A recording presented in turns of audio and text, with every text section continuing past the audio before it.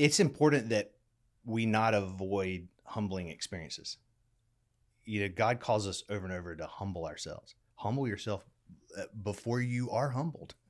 Like bring yourself to humility, but then also through the exercise of step 5, admitting to ourselves, to another person, and to God, you don't just learn humility, you also learn more about fearlessness and being honest, with yourself and with other people.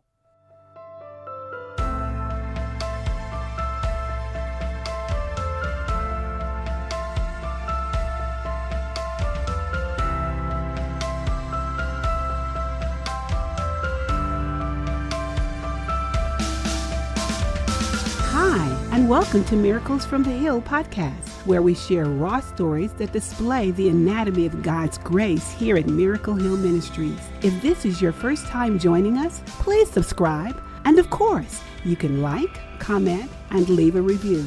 To connect with us, visit our website linked in the description box. And now, here is our host, Ryan Dirk. Greetings, listeners, and welcome back to Season 4 of the Miracles from the Hill podcast. This season, we're diving into the reality of addiction and its solution. If you'd like to hear more about this podcast, please, in just a minute, pause the episode and leave a review on whatever platform you're listening to. You can also follow the show to make sure you are the absolute first person to listen to new content. And we certainly want to hear from you, so you can email us at podcast@miraclehill.org. Man, if you got a question, if you've got an idea, matter of fact, we were just talking about what we're doing next season. So if you have an idea for a season that you want to hear about, no matter what the subject is, email it to us and we will consider it. Okay, so today we have my buddy Jason Cochran on the show. Good morning, Jason. Good morning. So Jason is a licensed professional counselor. Are you an LPCS now? I am. He is also a supervisor, so he can help other people become licensed professional counselors. He is the clinical director at Canterbury Counseling, and he is a former Miracle Hill staff member. He was a counselor at our Greenville Rescue Mission for 5 years? 6 years? 7 years. Mm-hmm. And then he ditched us to go into private practice, but we forgive him, and we're bringing him on here today. So welcome to the show. So we are working our way through the 12 steps and kind of the principles that are found within the 12 steps, as described by, as you pointed out a minute ago, the AA Blue Book.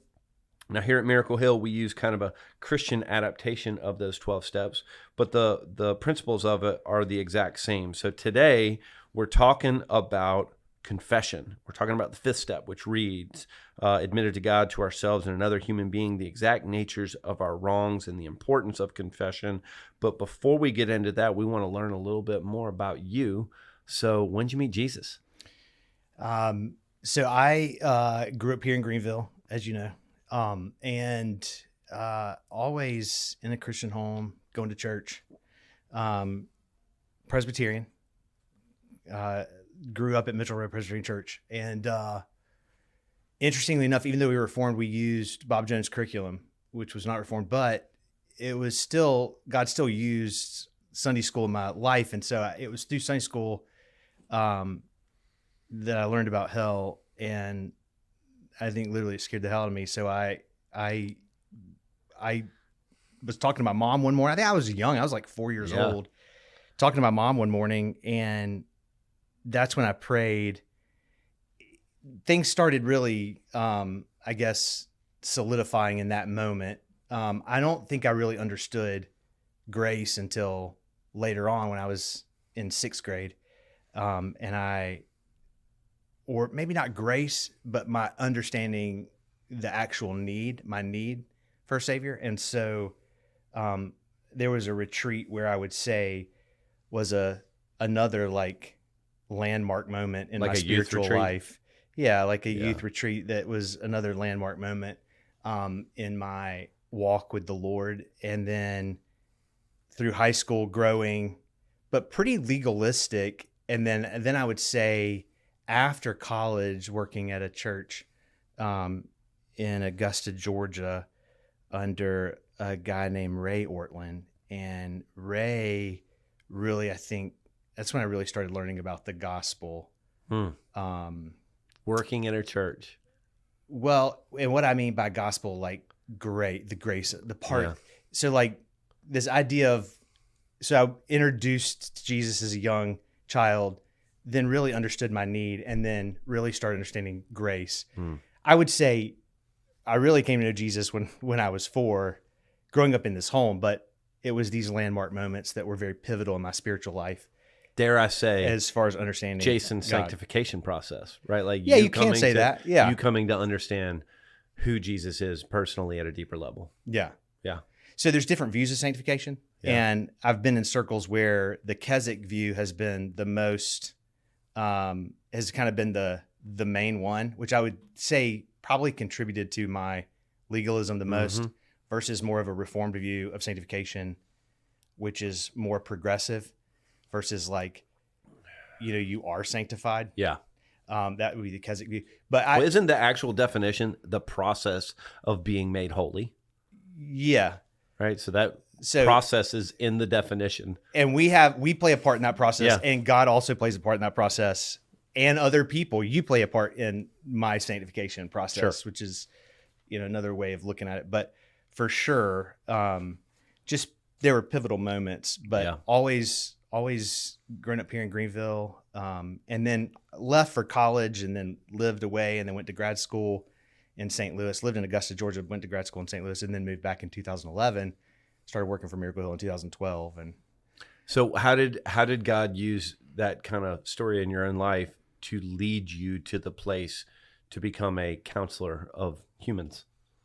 yeah. So, I would say called to ministry pretty early. So, Mitchell Road was pretty remarkable. The pastor at Mitchell Road, where things really started to change, was a guy named John Wood, who was probably a little too progressive at the time for Mitchell Road. And I think he just got frustrated. So he went to Cedar Springs in Knoxville. But he was from Boston. And he was from the church where this guy named Paul Borthwick, who was really a key figure in the short-term mission movement, like churches starting to do short-term missions. They were a little bit ahead of the game. And so I think because John Wood had come from that church in Boston, and then there was a youth pastor who started this thing at Mitchell Road called Service with a Mission, where we would do mission trips. I mean, we would have 7 or 8 mission trips a summer, and they were intergenerational. Now mission trips are very like, this, you go with your age group, like high school is going on a mission trip, or college is going on a mission trip, or young adults are. It was very unusual that, I was going on mission trips with people from all, young adults, college age, me, high school, older adults in their late 40s, early 50s. It was just very unusual. But so Trinidad and Tobago twice, and then Child Evangelism Fellowship was one of the things that we would do. So did Child Evangelism Fellowship all around here in Greenville for 2 summers. That's where I wanted to I knew I wanted to be in ministry. So that's what I was doing in Augusta, actually was doing ministry, and really struggling probably with identity there towards the end of my time in Augusta. I'd just gotten married. There were just a lot of changes, kind of like adjustment, which is the main diagnosis that I give people, is adjustment disorder, by the way. But like, just because we all are going through different phases in life. And so I was going through one, and one of the things that Covenant Seminary first did was they would give this Myers-Briggs type indicator, and then they would work with you and your gifts and abilities and skills, and it was just very helpful. So I really learned a lot about myself. I think I was so focused for so many years on what I wasn't, and it really burned me out instead of being focused on what I was. And so when that switch got flipped, it really freed me up to be able to focus more on who I am and the gifts I do have and how to develop those, versus on like, I need to try to be something that I'm not, or I need to do this, or yeah. And so you became comfortable in your own skin, and the Lord kind of led you on a path through seminary and then towards a counseling degree. Yeah, so I started out with a Master of Divinity, and about halfway through, part of my gifts are supporting role. And so when I thought, well, look, if I'm going to work at a church, because that's really what I thought I was going to do, I was like, it would be helpful to add the counseling degree so I can really be a supporting role. And so I added the counseling degree. And initially I was looking for a church where I could be, pastor of congregational care and shepherding. But this was right 2011 is when I graduated. So it's like, this was right when people weren't hiring. I mean, there was this was at the end of the recession or maybe in the middle of it. And it was just, and the churches that I noticed that churches, there were a lot of senior solo pastors in my denomination that were getting out of the field. And the younger guys that were planning churches wanted somebody to do congregational care and shepherding. And they hired those older guys because they immediately had a mentor too, to walk with them through stuff. And it just was a hard job. And, I had a wife and 2 kids, and it was like, okay, look, you just have to make a decision. Like we're moving to Greenville. We have family here. We're moving to Greenville for the support. I'm looking for a job, and I'm pursuing licensure in the state of South Carolina for right now. That's the game plan. So that's what we did. And that's how I got to where I am. Well, that's how you got to Miracle Hill. That's how I got to Miracle Hill too. Yeah. Lord shut all the other doors.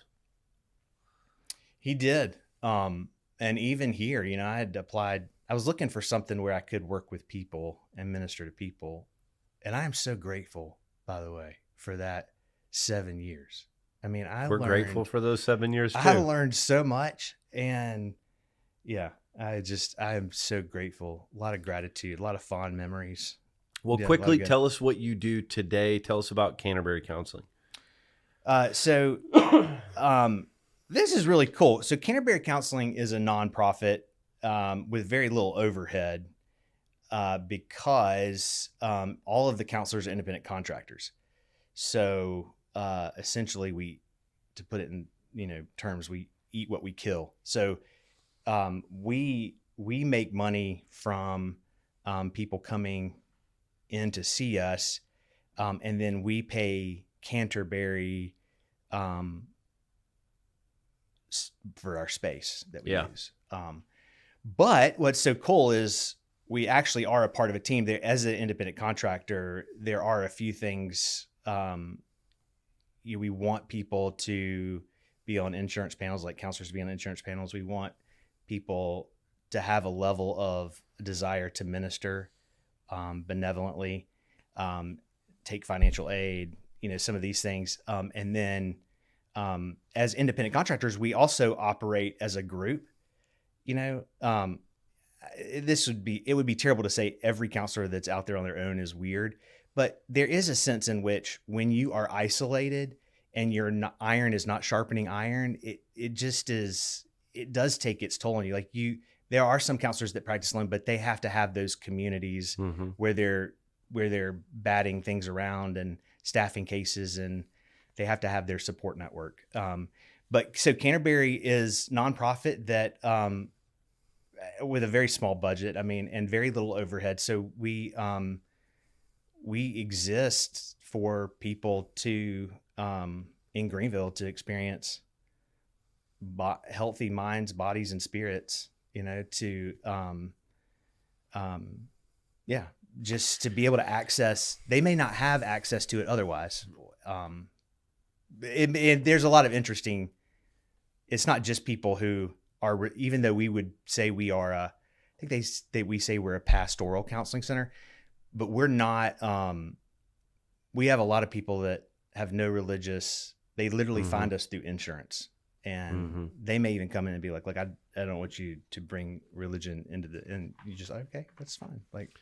And they're of the counselors. It's like an all-star panel of people who've worked for service providers in the upstate, right? Like Ethan and Joel and Aaron and you and others that are just have an amazing experience helping all different types of people. It's true. Okay. That being said, let's jump into the content. So on the episode, we're kind of focused on the the fifth step of the recovery process, which is about confession. As a reminder to our listeners, if you haven't listened to the previous episode, which is about the fourth step is about us doing a fearless inventory of ourselves, really looking deep into our life and taking stock of who we are, and the good, the bad, and the ugly about our life. Why do you think that confession is the next logical step?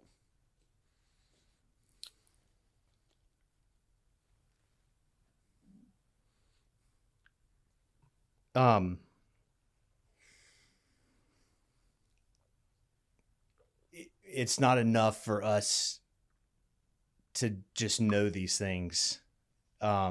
We need to invite other people in to our stories. Inviting other people into our stories, it's important that people are witnesses to our stories. There's a validation in inviting other people into those stories. And when I say validation, I don't mean, well, I kind of mean it gives our stories validation, both the sad, bad, good parts. But I would say a bigger picture would be it also validates this God who's supreme over all things, who is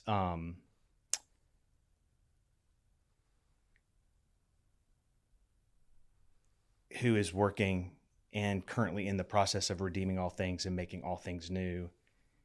And so there's a validation that matters. Our stories matter, not just the good parts, but the bad parts too, the sad parts. I would say, the next logical step would be we need to invite people into that. It's not enough just for us to know these things.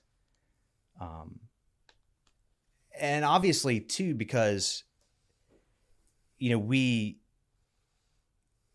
learn from other people's reflections of us. Mm-hmm. And so, that's also, a part of it. When you are, which by the way, and this, one of the reasons for the exercise of this step, because addiction thrives in isolation. Mm-hmm. And so, a huge part of this is also to unisolate yourself, to bring out into the open, bring into the light the things that have been done in the darkness, would be the way scripture would put it. But it's important to do that. And we discern truth through that, right? Like we're built for relationship, and we're not, to your point, not meant to live in isolation. And oftentimes my story, which is completely valid, whatever it is, it's valid because it's my story, but it may not be completely based in truth, right? It may just be my perception of the truth. And, the Lord built us for a relationship where we can sharpen each other and recognize truth within it. So this, go ahead. Well, and it's important that we not avoid humbling experiences.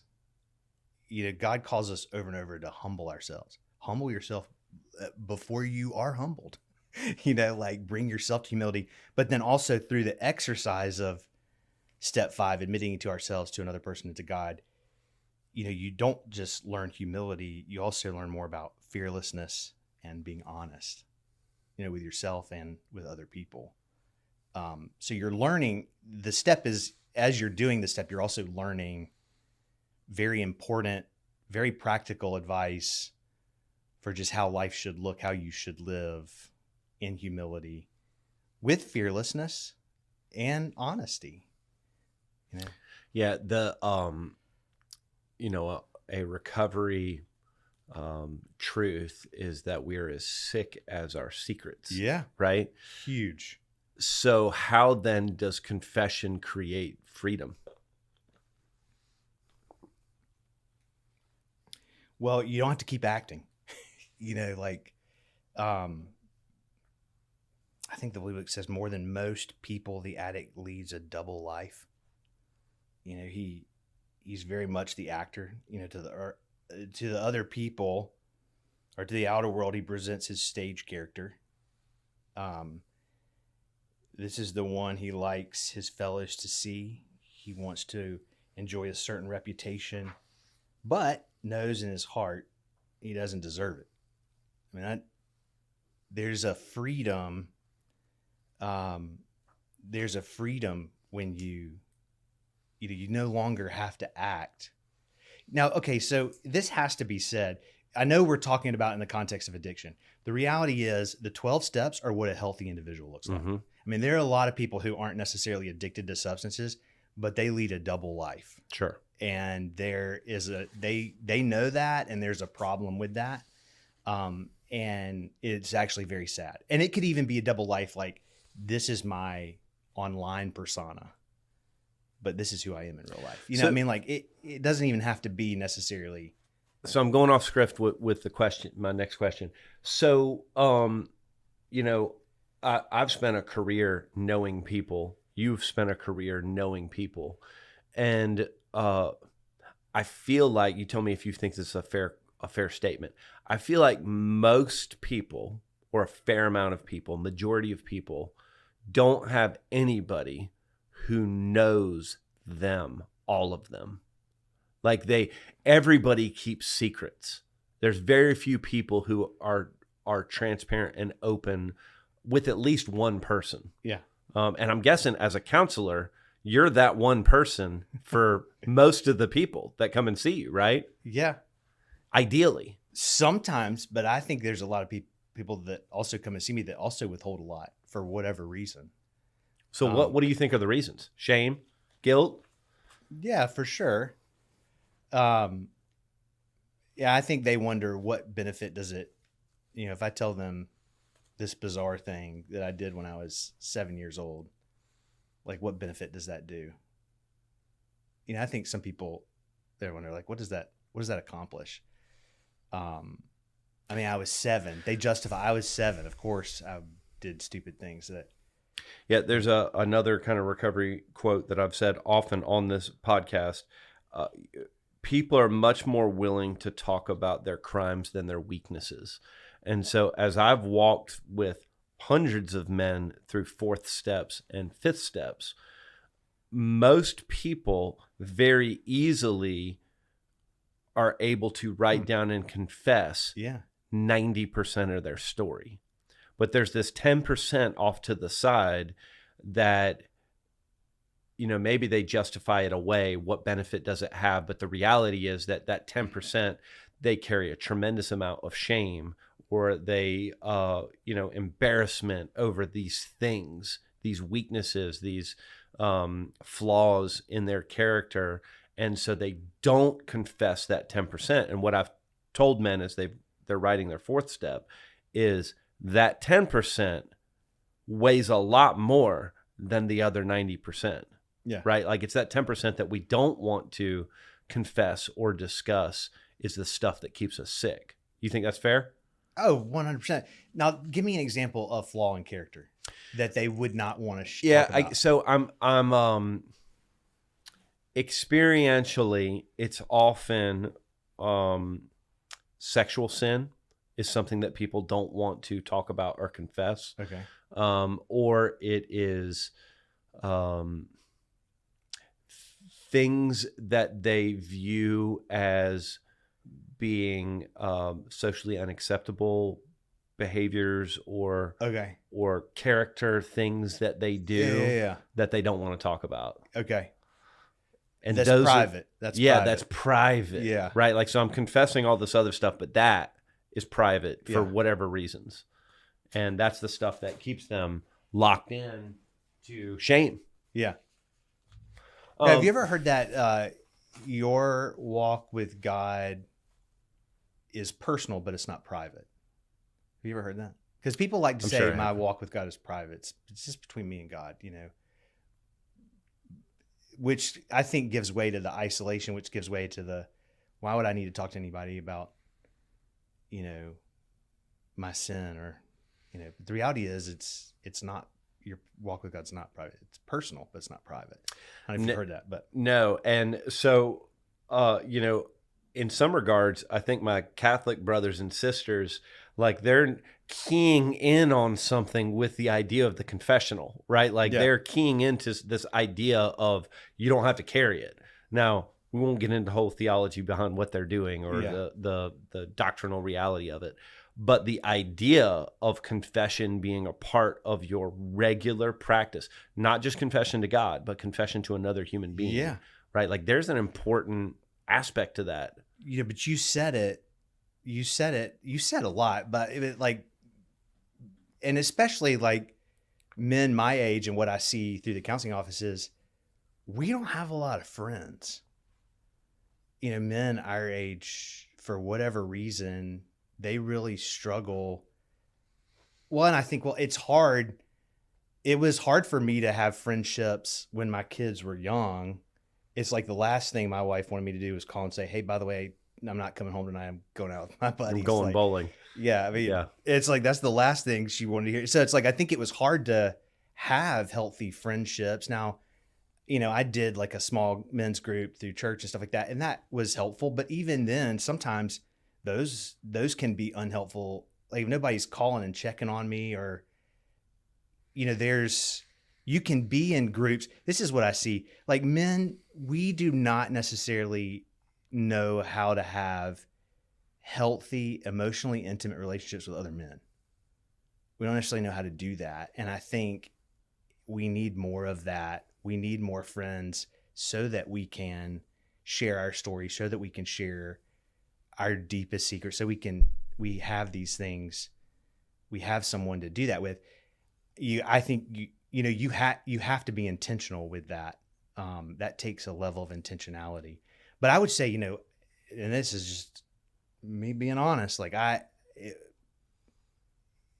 probably it's been in the last 5 years that I've gained some really close male friendships where so much so, not in an appropriate sexual kind of way. When I say emotionally intimate, healthy relationships with other men, you have to be careful because, even women can do this in marriage where they have such an unhealthy emotional connection with another female that they don't rely on their husband for that. And I think the same can be, I think you have to be careful, but I think if you have to be careful, then you must be doing something right, in the sense of like, okay, and when I say careful, meaning like, am I telling my wife things before I'm telling this friend of mine, because we have such a great connection. And again, not in an inappropriate way, but in a healthy way. Well, we're veering off course, but I think there's so let me ask this question. Are there things, so the question on my sheet is, are there things that we shouldn't confess to another human being? And I'm going to put that additionally into the context of the type of relationship. Like there's things that I should walk with my pastor through that probably wouldn't be appropriate for me to walk through my wife through. And there's also things that I should walk through my wife through that I shouldn't be walking through with my friends. Yeah. Right? Yeah. Obviously it depends on the person. Yeah. I think, there are some people who get it and some people who don't. It's not, you have to be careful. I mean, when you are vulnerable, the person has to be safe. If they're not safe and you have a question about their safety, then you should be vulnerable with that individual. So so what I put or when I was thinking through this, well, let me go. I wanted to say two scriptures because you asked, what Go for it. Confession create freedom in someone's life, right? Psalm 32:3 talks about my bones wasted away. Until he actually acknowledged his sin to God, the psalmist said, my bones were wasting away. And then in Acts 3:19, when Peter's calling them to repent and confess, to come clean, he says that times of refreshing may come from the presence of the Lord, which I think is just beautiful. There's something there's something that we gain just from the presence of the Lord in our lives when we are honest with ourselves and with somebody else and with God. And I think it's necessary, and we can talk about this later too, but I think it's necessary if we're going to lean into the steadfast love of the Lord to save us, we must confess. There's something about, through our confession, us leaning into Christ and his promises and this truth that he says that he is abounding in mercy. The steadfast love of the Lord is there. Yeah, So, there's a great prayer model, the Acts model, right? Adoration, confession, thanksgiving, and supplication. And as Christians in America, most prayer is supplication, right? But the model would say that's not how it should start, right? How did Jesus do it? Well, he starts with adoration, like, God, you are amazing, right? Then he goes immediately into confession, right? Like, where do I fall short, and am I being honest with God? If I'm not honest with myself, I need to at least be honest with myself and God. Then thanksgiving, then supplication. And so isn't it interesting that the model has this idea of confession built into it? Because God knows anyways, but he needs us to own it as well. Yeah. Right. And then that refreshing comes in that you referenced. Yeah. This needs to be said. If you're not honest, if you're honest with yourself, but you're not honest with someone else, I think from an addiction standpoint, you're right around the corner from using again, essentially. Do you think it's people not being honest with themselves more than not being honest with somebody else? Like, how hard is it somebody to be honest with themselves? Like, as a counselor, like, how often do you see people who are just not able to see themselves? That's a part of it. Yeah, that's an interesting. That's coming from a completely different angle, but certainly that's a part of it. And they're afraid, just fear. So fear drives us to be blind to our own issues. I think that's a part of it. At least, yeah. Which gets back to the benefit of relational confessing, right? Like, somebody can see through whatever we're not able to see. Yeah. Yeah.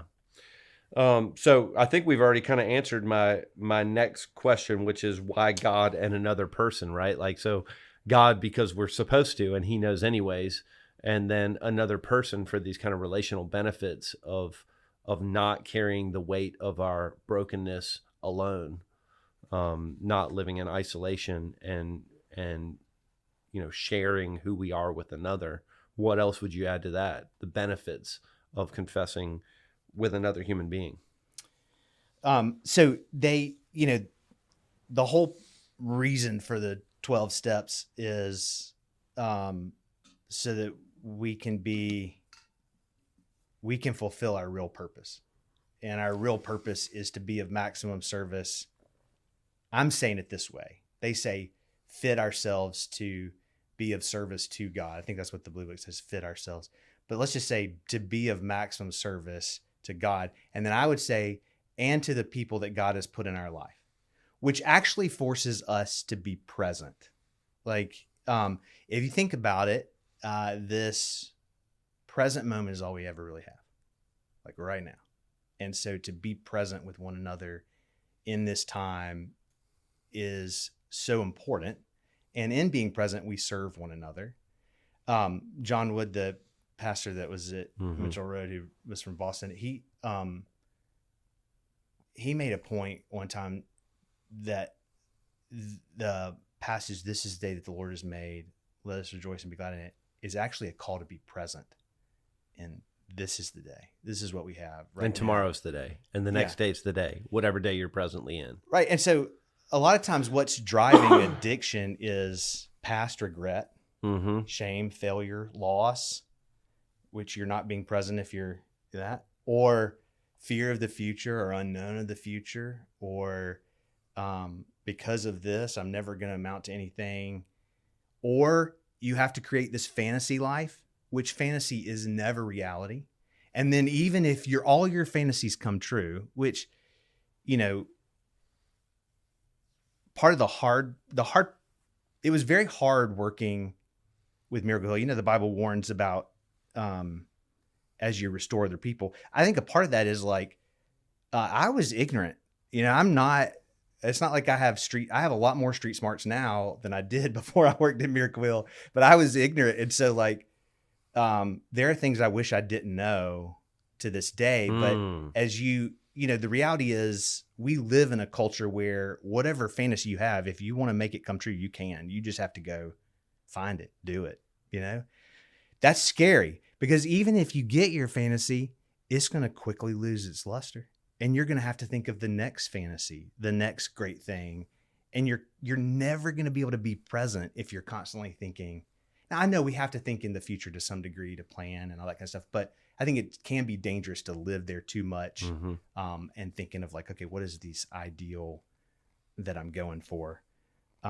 But we can't be if we're not present, we really can't be of maximum service to God and the people who God has put in our life to love, right? I mean, these are the greatest commandments: to love the Lord God with all your heart, mind, and soul, and then to love your neighbor as you love yourself. Yeah. Which is a command to love yourself, not that you naturally love yourself. But yeah. So anyway, why God, why another person? Is that what?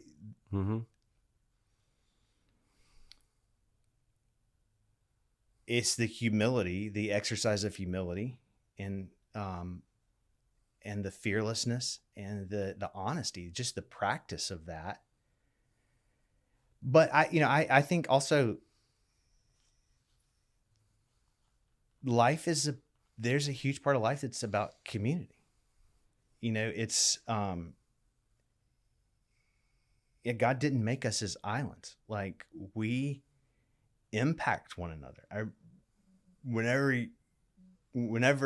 you're in your first year at Covenant, you go through covenant theology, this class, and it's 2 semesters, and 9 professors would teach the class because that was a part of it. Was structured to teach people about covenant theology, and in particular about the covenant community. And when you become a part of this covenant community, you have covenantal obligations to one another.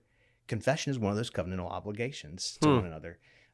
But it's also this idea of like, my sanctification is not just up to me. Like, you're responsible for my sanctification too. Kind of like the militaries, we're as strong as the weakest among us. So we have to take care of the weakest among us. Otherwise, I always thought that too. It's one of the beautiful things about Miracle Hill and all of their service to the down and out, the people who are really struggling. As a city, what will make Greenville great, or what God will judge Greenville on, is how well did they take care of the least among them.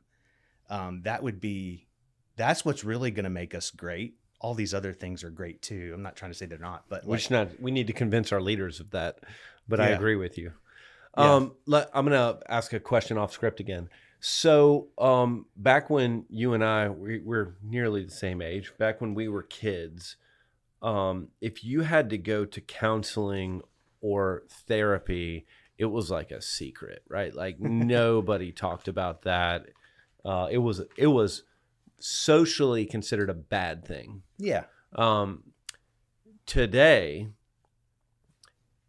like, everybody boasts about going to therapy and getting counseling. And man, a lot of people can, boast about being on medications, but we're not going to go there. We're going to stick on the counseling. Why do you think therapy has become such not just socially acceptable, but why do you think it has gained so much traction with these latter generations? So that's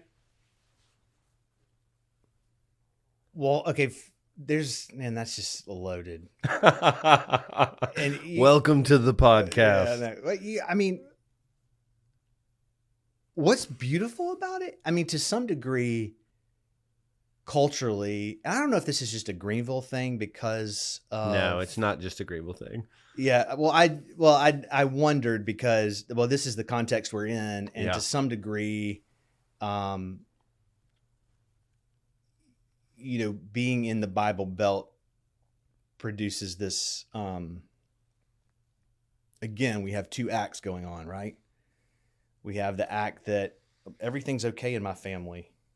We're all healthy. Everything's good versus, we're really struggling, and not being able to tell people that or feel the freedom to tell people that because you must not be parenting well if your kids are struggling with, you know what I mean? So there's these two acts going on. So in some ways, it's remarkably beautiful how we are comfortable with saying, I need help. Yeah. Like that's a beautiful thing. And the fact that people are having the freedom to do that is a great thing. So it's a culture shift at some level. Culturally, we are okay with not being okay in a way that we weren't in 1985. Yeah. Yeah. Which I think is a good thing because we're Yeah. not okay.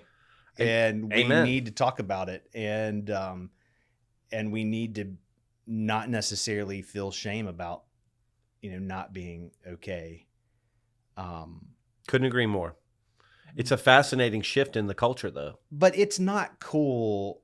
Like there is something that cheapens it if we're boasting about, I'm in therapy. It's like a badge of honor that I see a therapist. I'm not so sure how healthy that is. But I will say this, in my mind, the people who come to see me are healthy. They're coming, people who are inviting me into their story are very healthy individuals more often than not. I'm not saying they don't. I mean, they're there for a reason, which you asked that question. You asked a question about that later on. We can talk about that. But yeah, it to the point that you just made, there's two sides of it, right? Like there's the cultural reality that we're okay with not being okay. And then there's the unhealthy side of it where it's a badge of honor that I'm busted up and I want to tell people that. I don't know. Let's get off of that. Let's get back to the subject.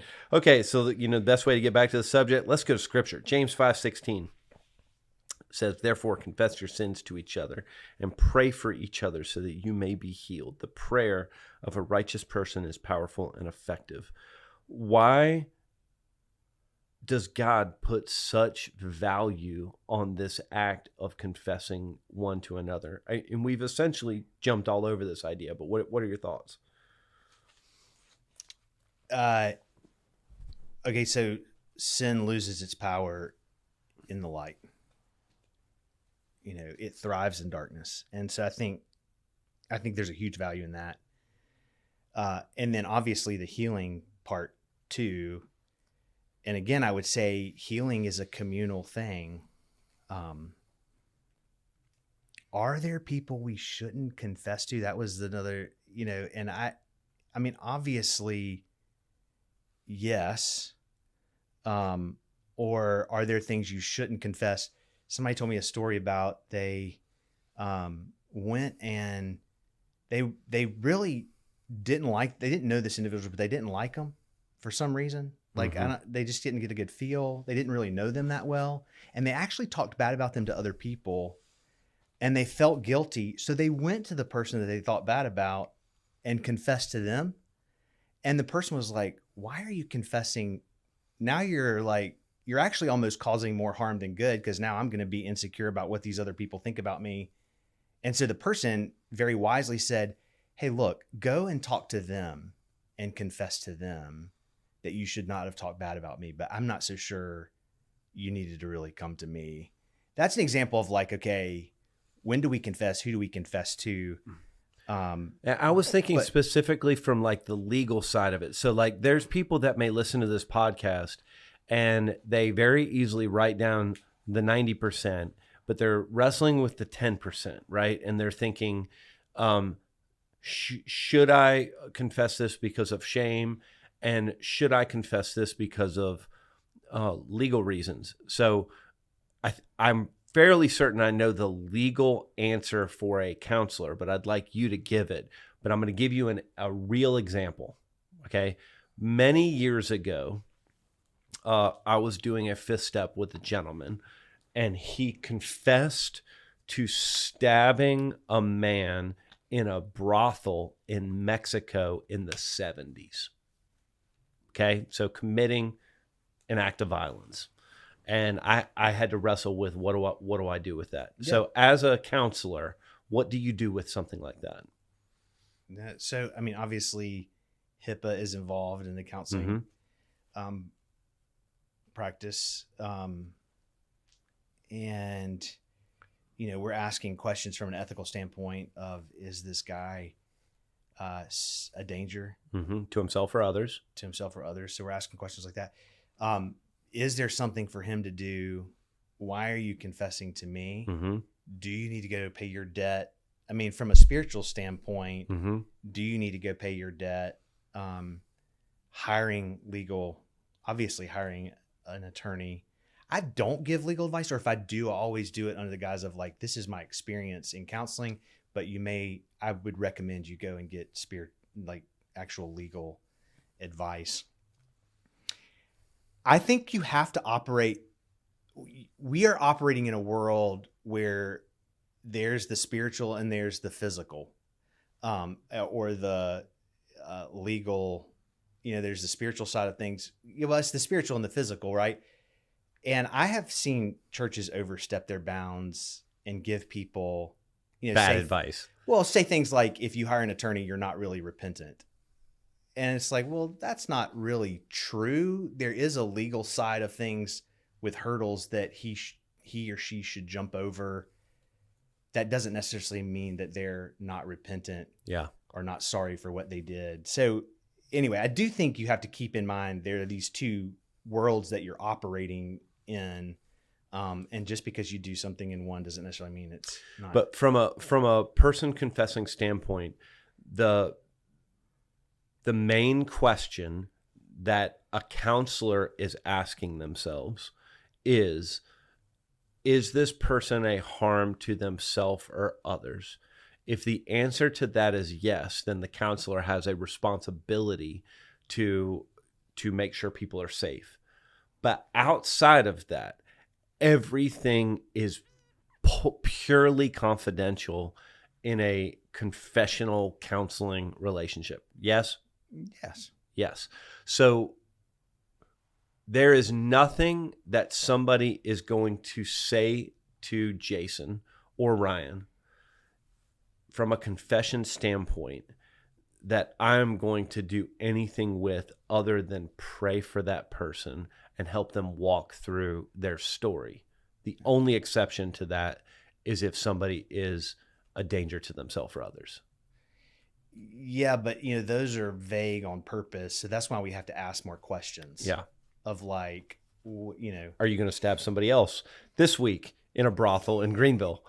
Yeah. But also not just that, but like if somebody confesses something that they've done that's illegal, we have access. A lot of counselors, like, we're part of associations where we have access to, you know, just random attorneys where we can call and ask, like, is there something here? Do I need to do something? Again, we invite other people into the story. You know, there's wisdom in a multitude of counselors versus like safety. I'm just learning in an abundance. I'm just learning. This is only my eyes are on this, and I'm making choices based off of my own experience and knowledge of this situation versus inviting other people into that scenario. So I'm going to give an anecdote, and then we'll jump down through some of these questions. So, you know, I have my own recovery story, and I can remember writing my fourth step, doing my inventory, and it essentially culminated with like 15 bullets on a page. Like, there was a whole story, but there was like 15 things that I didn't want to talk about. 10 of those I was more willing to talk about, and 5 of them were like my deepest, darkest secrets. And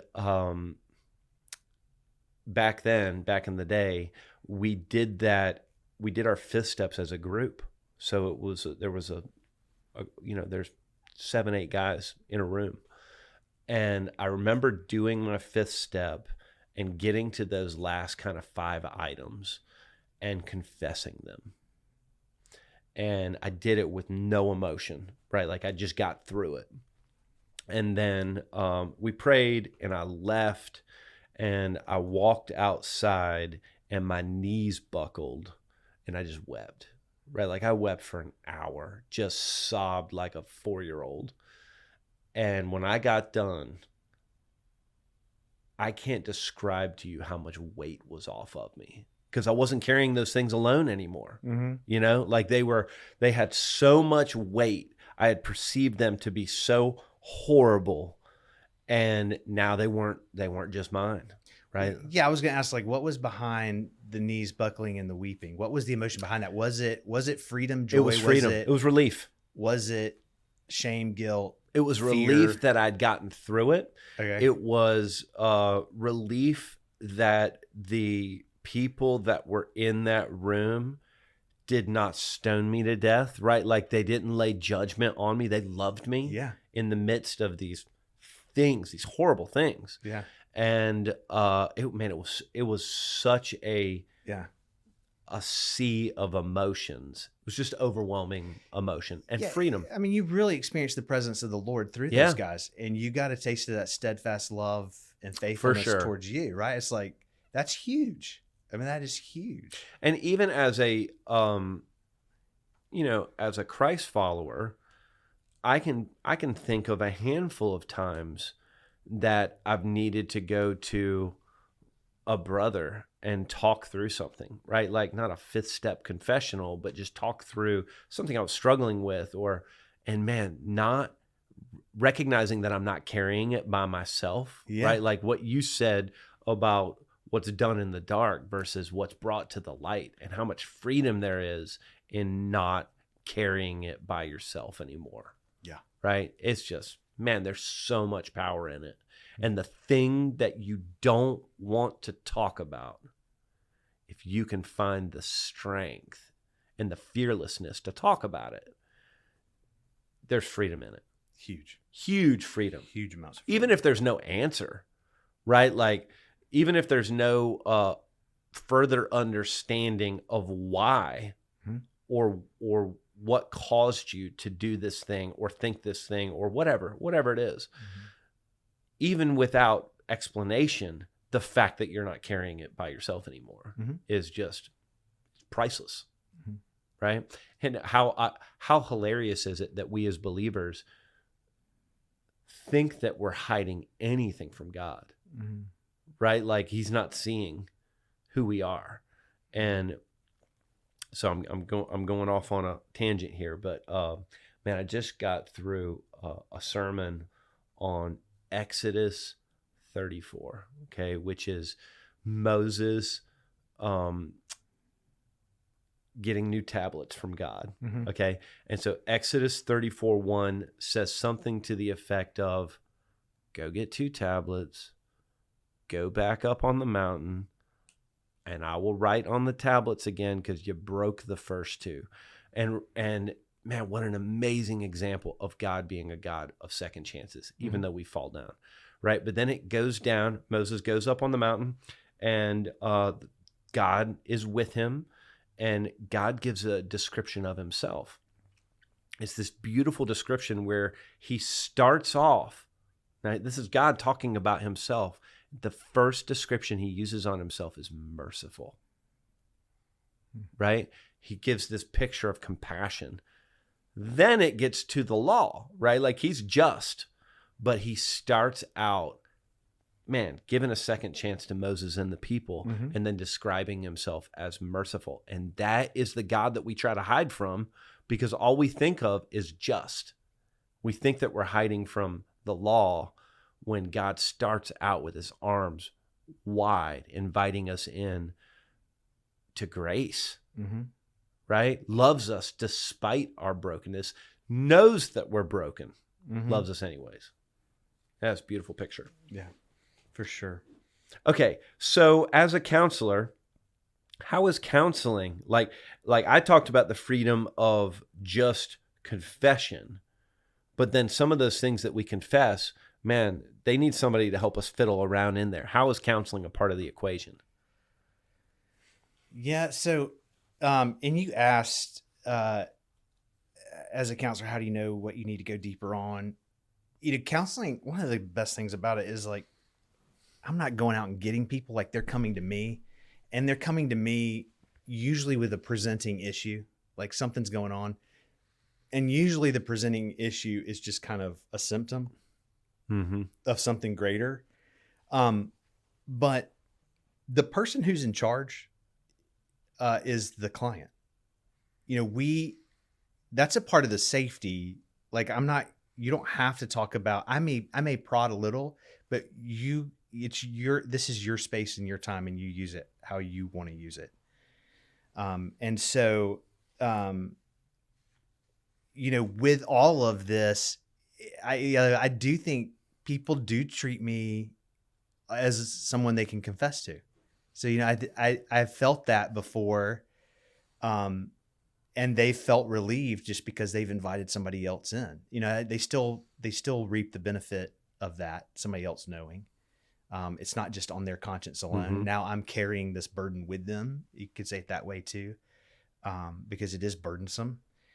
But yeah, you're asked, like, counseling is a huge part of the step, in the sense of, depending on what the person is sharing, throughout their inventory, what things need to be revisited, what things don't need to be revisited.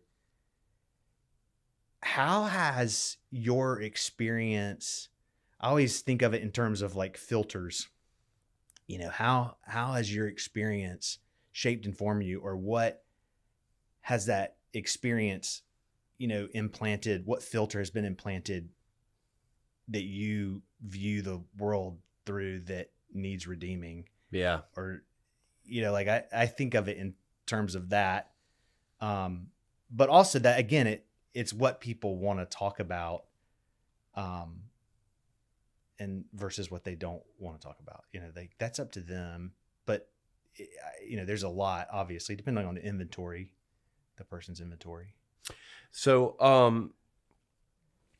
I feel like a lot of people enter into a recovery process, and I'm going to pick on the 12 steps a little bit. They enter into a recovery process and they work through, there's air quotes. If you're listening to this, I'm using air quotes right now. They work through the 12 steps and they get to the end of it, and then they think they're done. They're recovered. Yeah. Right? They think that it's over. I've gone through the 12 steps, and man, I see it all the time with people in our shelters and our programs, that they get to this end spot, whether it's a graduation or just a moving out, and they think everything's done. Everything's back to normal. And that's, number one, that's not what the steps say, right? So you said earlier that, these are just good things that we do as Christ followers, for sure, right? Like, these are all principles of walking with Jesus, and they're things that we do forever, right? Like, it's not, we do this step of confession once and we're done, because we're never Jesus, right? Like, we're always in that sanctification process. From a counseling perspective, oftentimes people they come see you and they're presenting with an issue, some lifelong issue. Maybe it's a dad wound, or maybe it's a proclivity towards something that they're trying to eliminate. And they come and they do 5 sessions with Jason, and then they think that the situation is dealt with. My experience, some of these issues are never fully healed, right? Like, we learn to live with them, we learn to get past them. But do you think that's fair for me to say, that we never completely grow past some issues, that they're wounds that we will carry forever, but they maybe are wounds that we can learn to live with? Oh yeah. Yeah, for sure. I mean, so, again, I use the filters illustration. Obviously we do terminate with clients. Clients do get to a place, and it's not that they're past it, but they've learned how to live within it. Mm-hmm. Maybe they've learned to accept some parts of it, but maybe I've been able to give them tools, or another counselor has been able to give that person tools where that filter's there. And now when they look through that filter, they do these things, they ask these questions. And, you hear the phrase aha moment, right? They have aha moments. And I think so much of life and constantly it walking with you is when you have those aha moments. An aha moment could be you go home at Thanksgiving. Sometimes this is a very hard time of year for people, being with family members, because family has deeply hurt them. But, you're with your family and you're recalling a therapy session, something happens, you respond a certain way, and you have an aha moment. And I would say the aha moment is when you're doing the work of connecting dots of, that may be why, I do this, or maybe they do that because I do this. And if I did something differently, you just have aha moments. And you have these moments where you're connecting dots. And I think you will, if you're honest with yourself, you'll be connecting dots for the rest of your life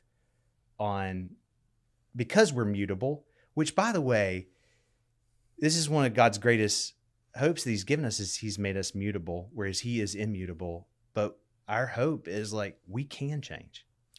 So can you unpack that? Because a bunch of our listeners are not going to know what you're talking about. What does that mean? That you can change, or mutable? Yeah. Yeah. Mutable is that you can change, you mutate. Yep. Not only physically, That's what some of us might get uglier. Some of us might get more handsome. Some of us, but again, we also can change the way we think. And actually, repentance, the Greek word metanoia, actually means change your mind. And obviously, if you change your mind and you confess, then generally behavior follows that. And I'm not necessarily a purely cognitive behavioral. I think emotions are a part of it too. But there is this element of I need to be working to change my mind. But that can be a process too. It's not. I don't want to paint it like it's just this clear picture of you just change your mind and go. I mean, yeah. But there is a huge part of, okay, I need to change my mind in the way that I'm thinking about this and think about it differently. But I do think there is hope, because God is calling us to be holy, like he's holy. He's calling us to righteousness. He's calling us to these good things. He's not just doing that. I think sometimes we can feel like this is just so hopeless because I keep messing up, but he's calling me to this. And then I would say that's where grace also enters in, and understanding grace. And then, what does that look like for each individual? So let me as we kind of move towards closing out the show here, let me ask the flip sides of the practical question. All right. So if somebody's listening to this, they are, moving towards doing an inventory on their life, and then working towards finding someone that they can talk to about it, whether it's from a recovery perspective or just from a growth and counseling perspective. So, often when people come to see you, they come and see you, and then they just, as you said, they drive the session. So here's your chance to make your life easier. How would you suggest somebody go about preparing for a fifth step or preparing for counseling? How would you advise them to prepare for that moment of confession? So, and obviously thinking through, to do the fifth step, you need to do the first four steps. They always say one step comes before the other. Mm-hmm. I think I would also say, and this may not be kosher to say, but I would also say the steps are also happening simultaneously. Yes. A little bit. There's overlap. Obviously you do the steps before you do the fifth step. But fear is a huge part. I mean, people are afraid. I think you need to work through your fear in preparing. Even when people come and see me, and it's completely confidential and I don't even know this person. Mm-hmm. I have no reason to talk with anybody about anything that somebody, it's a confidential setting. They still have a hard time. They're still afraid. Of exposure. They still come full of emotions. And sometimes that's great because it's just finally a release, and there's that building rapport period where, if they feel good about, then they may feel more safe and, they're more free to expose themselves. But yeah, the pride, the shame, the guilt, I think you can prepare by thinking in the fear, thinking through and working through some of those things.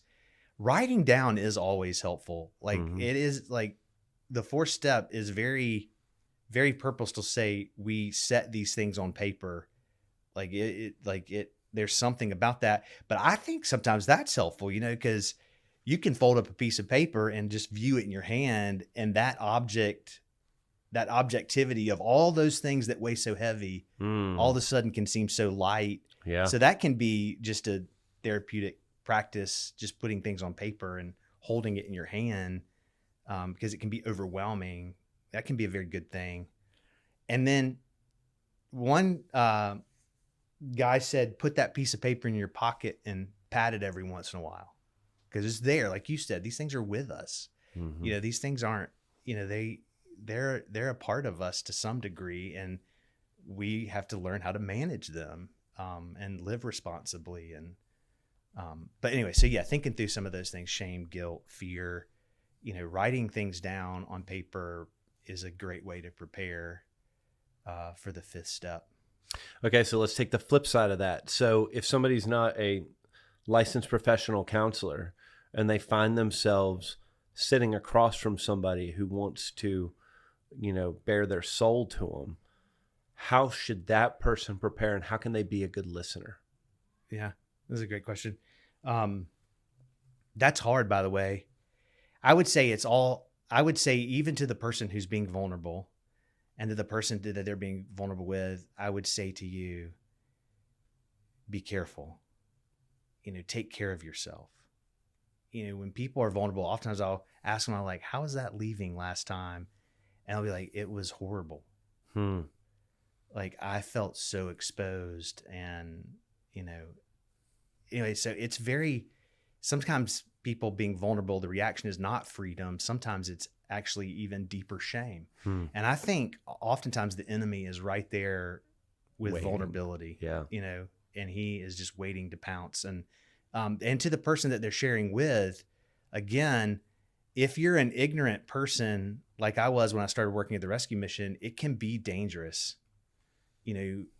Not that you need to spread that everywhere, but you need to make sure that you're taking care of yourself.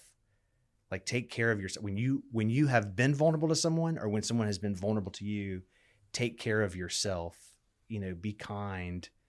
There are times when we talk about like self-care for counselors. And so it's like, there are times where we physically wipe ourselves down as if we are wiping the muck off of us that we have taken on that day. And it's just an exercise of just wiping it down. Like, let's leave this here and let's move on. But yeah, it's a big deal. It's a really big deal, both for the person who's hearing the muck and the person who's sharing the muck, and just to be kind to themselves. You're not what you feel. That's a loaded statement, but you're not. I mean, you have to trust, like, even though I feel really vulnerable and exposed, and I've just made the biggest mistake of my life by sharing this with someone, you need to be careful. Like, that's not necessarily true. And don't believe necessarily the lies you're telling yourself, that narrative in your head, the lies that you're telling yourself. I think you got to be careful. But anyways. Okay. So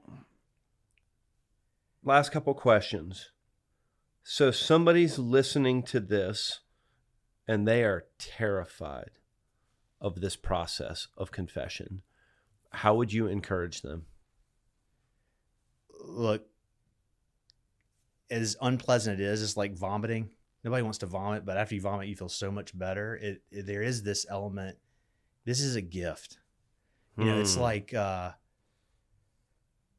the community around you is a gift. Again, it's a gift where you experience the steadfast love and faithfulness of Christ. I mean, like, you can. Now, obviously, there are people, again, there are right people and wrong people, but the right people, if you find the right people, it's a gift to you to be able to share your story, for people to be able to be a witness to that story, that it matters. This idea that God has this greater narrative and all of our little narratives fit into this greater narrative. I mean, it has meaning and purpose. It's not just for nothing. It's like the thing that I can think of, like, let's just say every illustration falls apart at some point in time, but let's just say I had so much money, I could wrap it up in a gift. And this is the amount of money, it would change your life.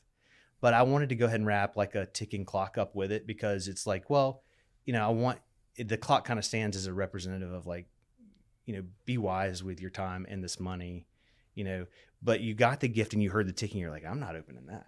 It's a bomb. It's a bomb. Like, I'm not. But the reality is, what's inside of it is going to change your life.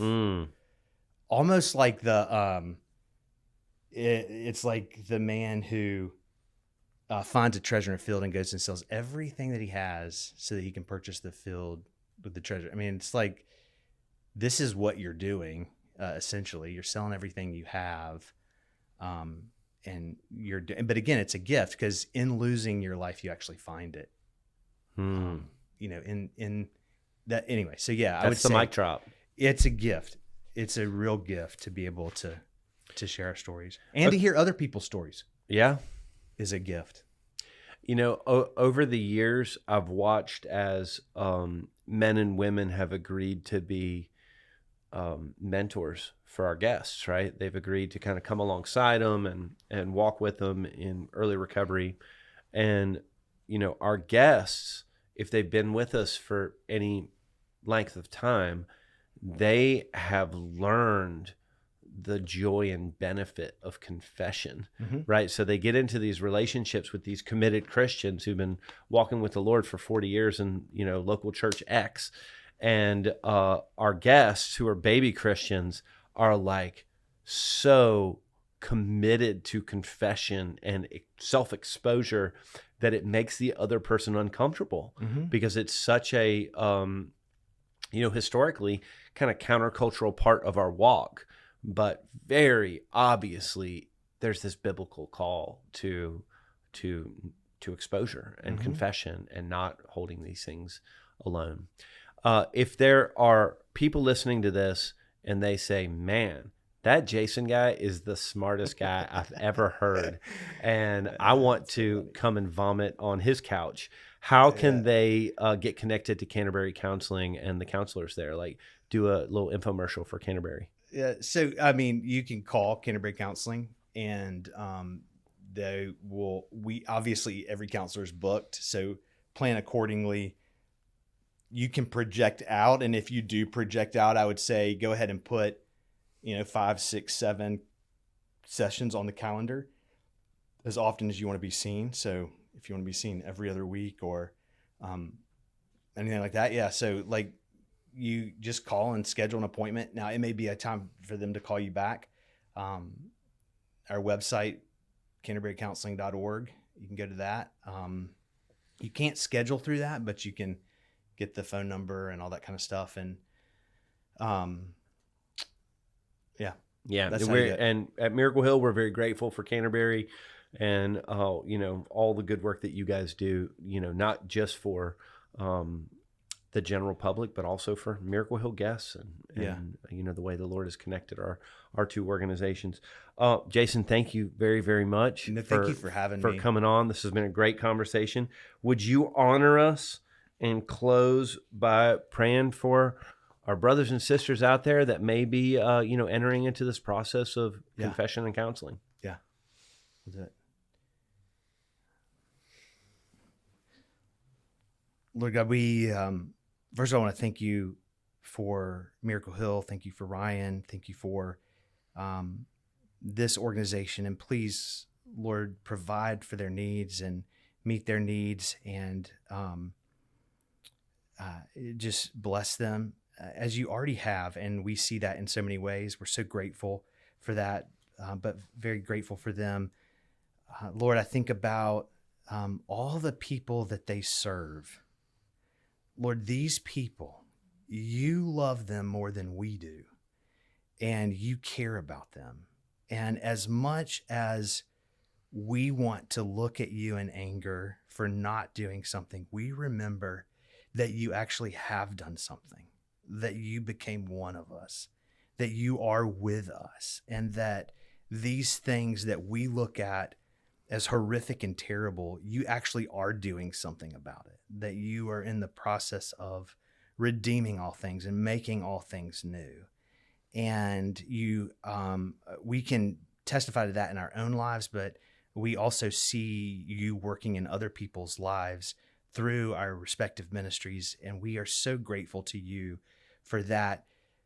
Those people who you know who they are, and you know who they are, and you know where to meet them, and you know who they need to get connected to, and you know the fears that are in their hearts, and you know the shame and the guilt.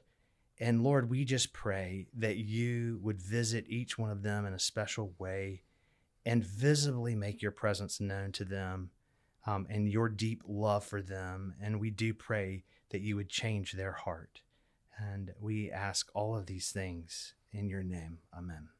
Amen. Goodbye, everybody.